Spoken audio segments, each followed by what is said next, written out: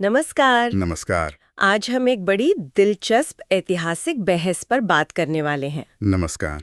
मुद्दा ये है कि क्या शुरुआती मध्ययुगीन भारत में मतलब अर्ली मेडिवल इंडिया में यूरोप जैसा सामंतवाद था? हाँ, ये फ्यूडलिज्म शब्द जो है ये अक्सर यूरोप से जुड़ा है। लॉर्ड और वैसल का रिश्ता, वो भी जमीन के आधार पर। बिल्कुल।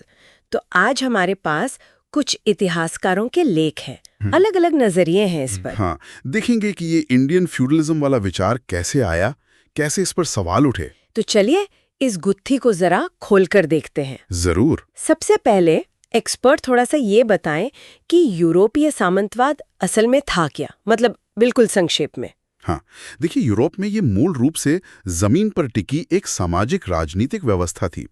जो स्वामी होते थे, लॉर्ड्स, वो अपने सेवकों वैसल्स को जमीन देते थे। अच्छा। और बदले में वो सेवक मतलब वैसल वफादारी निभाते थे, सैन्य सेवा देते थे और भी कई काम करते थे। और अर्थव्यवस्था? अर्थव्यवस्था तो कृषि प्रधान थी, मतलब खेतीबाड़ी मुख्य थी। व्यापार काफी सीमित था और हाँ, मुद्रा का इस्तेमाल भी कम होता था।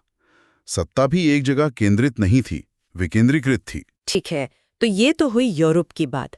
अब भारत में ये विचार कैसे पनपा, किसने शुरू किया? देखिए, सबसे पहले तो कर्नल जेम्स टॉड थे। उन्होंने राजस्थान में जब राजपूत राज्यों को देखा तो उन्हें लगा कि अरे, यहाँ तो यूरोप के सामंतवाद जैसी कुछ बातें हैं। अच्छा, टॉड ने शुरुआत की? हाँ, एक तरह से। फिर बाद में डी कोसाम्बी आए। उन्होंने इसे थोड़ा और व्यवस्थित किया, कहा कि ये दो तरफा प्रक्रिया थी। दो तरफा मतलब ऊपर से भी और नीचे से भी।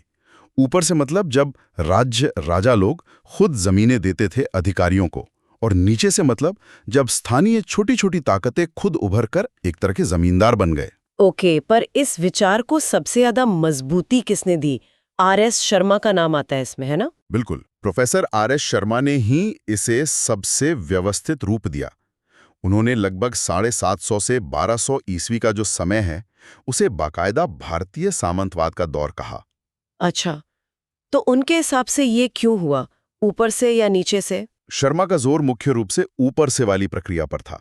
उनका कहना था कि गुप्त काल के बाद राजाओं ने बड़े पैमाने पर भूमि अनुदान दिए। किन लोगों को? अधिकारियों को, ब्राह्मणों को, और इन अनुदानों के साथ अक्सर प्रशासनिक और न्यायिक अधिकार भी दे दिए जाते थे। ओ, तो इससे क्या हुआ? इससे शर्मा के अनुसार राजनीतिक सत्ता का विखंडन हो गया, मतलब ताकत बिखर गई।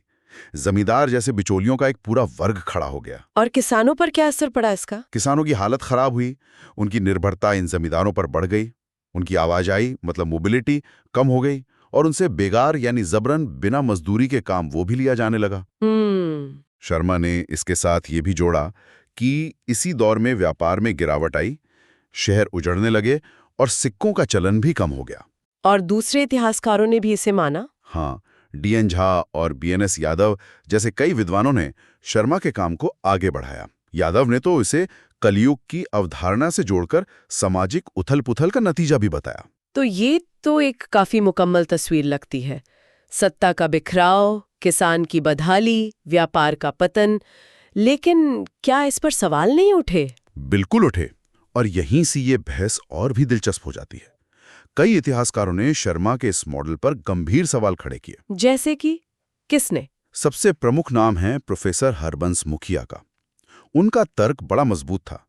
उन्होंने कहा कि देखिए, यूरोप वाले सामंतवाद की जो सबसे खास बात है, क्या? वो ये कि वहां जमींदार या लॉर्ड ही जमीन का असली मालिक होता था। किसान तो बस एक किराएदार या बंधुआ जैसा था। हाँ, सही है। मुखिया ने कहा भारत में ऐसा नहीं था। यहाँ ज्यादातर मामलों में किसान के पास अपनी जमीन थी, अपने हल बैल औजार थे, वो पूरी उत्पादन प्रक्रिया पर नियंत्रण रखता था। अच्छा, तो इसे क्या कहा उन्होंने? उन्होंने इसे कहा स्वतंत्र किसान उत्पादन, फ्री पेजेंट प्रोडक्शन। मतलब किसान आजाद था, बंधुआ नहीं। लेकिन उपज का हिस्सा तो उसे देना पड़ता होगा ना? हाँ, वो देना पड़ता था, लेकिन मुखिया ने एक और बात कही। उन्होंने कहा कि भारत में जमीन ज्यादा उपजाऊ थी और किसानों की अपनी जरूरतें भी कम थी। तो जमींदारों को, किसानों को यूरोप के सर्फ्स की तरह पूरी तरह से दबाने की जरूरत ही नहीं पड़ी। उन्हें अपना हिस्सा मतलब अधिशेष वैसे ही आसानी से मिल जाता था। ये तो बिल्कुल अलग नजरिया है। शर्मा ने इसका कुछ जवाब दिया? हाँ, शर्मा ने जवाब दिया। उन्होंने कहा कि ठीक है, मान लिया किसान के पास जमीन और औजार थे, पर जब उपज का इतना बड़ा हिस्सा जमींदार ले लेता था तो उसका नियंत्रण तो बस नाम का रह गया ना। और उन्होंने जबरन श्रम यानी बेगार के सबूतों पर भी जोर दिया। ठीक है, तो ये मुखिया और शर्मा की बहस हुई, और कोई आलोचना? हाँ, और भी थी, जैसे डीसी सरकार, जैसे एपिग्राफिस्ट मतलब अभिलेखों के जानकार। उन्होंने कहा कि जो भूमि अनुदान के सबूत मिलते हैं उनमें ज्यादातर धार्मिक किस्म के हैं। धार्मिक मतलब मंदिरों या ब्राह्मणों को? बिल्कुल। सेवा के बदले में दिए जाने वाले सेक्युलर अनुदान जैसे यूरोप में नाइट्स को मिलते थे, वैसे अनुदान के पक्के सबूत भारत में कम हैं। ये भी एक अहम नुक्ता है। हाँ, फिर बीडी चट्टोपाध्याय ने भी आलोचना की। उन्होंने शर्मा की व्यापार और शहरीकरण में गिरावट वाली बात को चुनौती दी। कैसे? चट्टोपाध्याय ने दिखाया कि समुद्र पार का व्यापार तो उस दौर में भी चल रहा था। और खेती के विस्तार से कई जगहों पर नए शहरी केंद्र भी उभरे थे, जिन्हें हम शायद पारंपरिक शहर न माने, पर वो थे। यानी व्यापार और शहर खत्म नहीं हुए थे? उनके अनुसार नहीं। और चट्टोपाध्याय ने एक और बड़ा सवाल उठाया। उन्होंने कहा कि हमें ये ठीक से पता ही नहीं है कि कुल खेती लायक जमीन का कितना हिस्सा असल में अनुदान में दिया गया था। हो सकता है वो बहुत छोटा हिस्सा हो। तो अगर ये सामंतवाद नहीं था जैसा शर्मा बता रहे थे, तो फिर क्या था ये दौर? कोई और मॉडल सुझाया गया? हाँ, बिल्कुल।